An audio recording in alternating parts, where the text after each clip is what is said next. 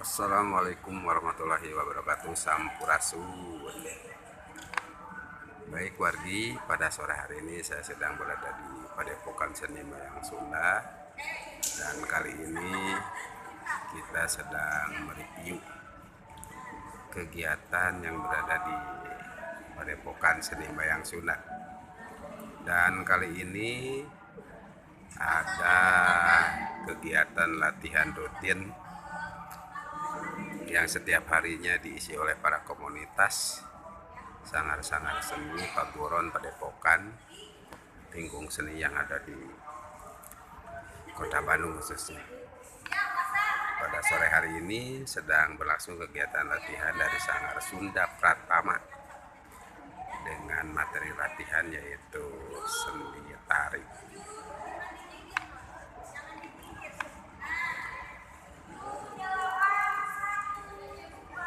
Kita dekati aja, yang mau ikut latihan boleh.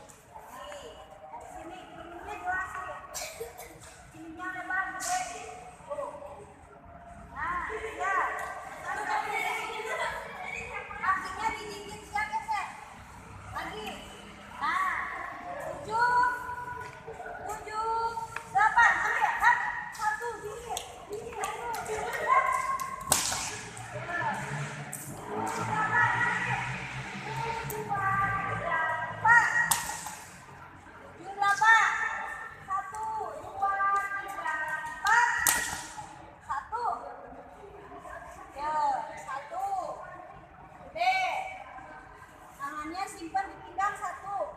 Nah, dia di atas.